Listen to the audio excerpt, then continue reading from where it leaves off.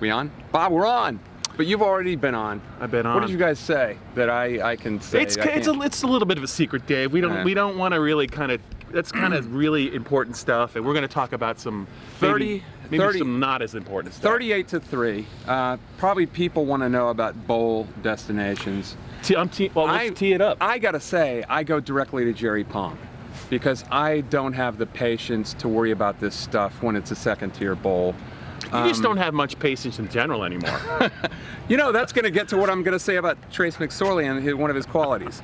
But Jerry thinks Citrus Bowl, which I think is generally kind of, that's better than Atlanta. You don't want to go to Atlanta, do you? I don't know. Would people want the exciting bowl against a really kind of top-tier team, or would they want to go to a sunny, warmer climb like Orlando? Well, I mean, if you're in it for the climate, I think Orlando's the choice. But I mean, I don't know. Has Penn State been to Atlanta ever for a game? No. Yeah. Well, Sugar Bowl. It's not in Atlanta. Not in Atlanta. No. There was no. Your geography is not. It's New Orleans. Bowl. Well, there was so many Sugar Bowls and then that kind of stuff. And I'm trying to think of a southern bowl that wasn't in Florida. I think they might be more excited about Atlanta and maybe a bigger game. Well, the problem was Washington State. Losing to Washington last night badly in the snow. Was that the old Apple Barrel? The Apple Cup. Apple Cup. That's probably going to kill Penn State the way Jerry feels. Anyway, enough of that stuff. I spent the whole interview session in front of Trace McSorley, and the kid is funny because he's never gonna. We're suckers for flowery quotes, you know, great quotes that are full of emotion. He's never going to give you that. But nobody's more sincere than that kid. And nobody lets things affect him less on the football field. I mean, I think that's what people are going to take away from Trace McSorley, that he always gave you hope that somehow they could get out of whatever conundrum they were in. So I kind of went back through tough games that he had. Wisconsin in the first half, in the Big Ten championship game, Minnesota earlier that year, where it really looked bad. And he admitted saying that he heard all the fans booing and yelling "Fire Franklin" in that game, which he never admitted before. 2016. So, yeah. And then Irv Charles and Trace McSorley made some beautiful music together. He mentioned that play. Anyway, in all his games, the only two times that they were really out of it were those two Michigan games, and that's it. They were in it every single time he laced them up. Yeah. What I'll always remember about Trace is always underestimated as an athlete because he didn't have the measurables, but he a very, very good athlete.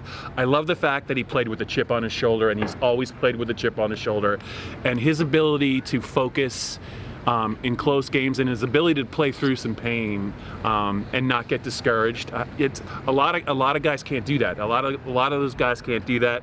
A dual threat, played hurt. It wasn't always pretty. Or they let emotion affect their play. It wasn't always pretty. You can think of any time when he came unglued, even close. I mean, even when things go wrong in our lives, we come unglued. I get mad. You come unglued. Mostly it's you that come unglued. I think not, you know. But he was going to be steady Eddie his whole life, in marriage, in his whatever his work is, in his job, with his kids. He's going to be one of those guys who never gets perturbed about anything, who never blows his top. A lot like his dad, Rick. Rick's, I got to know him a little bit. I would say a lot of those same qualities his dad shares. But 31-8, so goes to a bowl game, Dave. And if they would win that game 32-8, that would put him at an 80% win rate as Penn State starting quarterback. You would take that. I mean, it's kind of hard to get to there, and they played in some big games. They've won some big games, the Wisconsin game, and they were in some close games, and it didn't go their way, but that's kind of part of the experience when you play in the Big Ten. And I think, you know, we're spending the whole time talking about him, but you talked about how the defense has progressed during this year, so I won't worry about that with Greg. But we always joke about that thing on NFL Films where they're watching OJ and the Homer announcers from Buffalo say, "I wonder if we can appreciate now how much." And but that's a 1973 reference, by the way. But that's what I feel about Trace McSorley. I mean, I think this kid is the most fun, energized, optimistic player I've ever seen and will ever see in this job. I'm excited to see what he's going to get a chance to prove himself a little bit with some postseason bowls. I think saw some CFL scouts here. Well, and I think he got a Senior Bowl invite. He got a big bowl invite, and he's got to get a chance. And I think some teams are going to take some long, hard looks at him.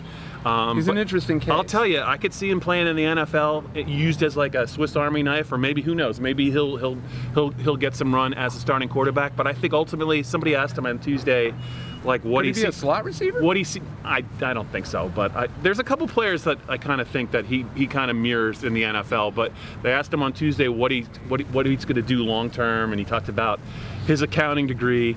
And when I visited with his high school coach over the summer, Briarwoods in Virginia, had a nice little chat with him, and he looked at me and he goes, I think he's going to be a coach. Oh yeah. I think he'd be a great coach. And build like a powerhouse, maybe back in his hometown. But we're getting a little bit ahead of themselves. I think he's always going to be around football. That's my prediction for Trace. He'll always be around football. Always be remembered in this place. I'm sure as hell going to remember him. 38-3. We didn't talk a damn bit about the game, but who cares? Yeah, 38-3 over Maryland. So we'll wait for the bowl, and next time we see you, we'll be in some sunny clime. Adios.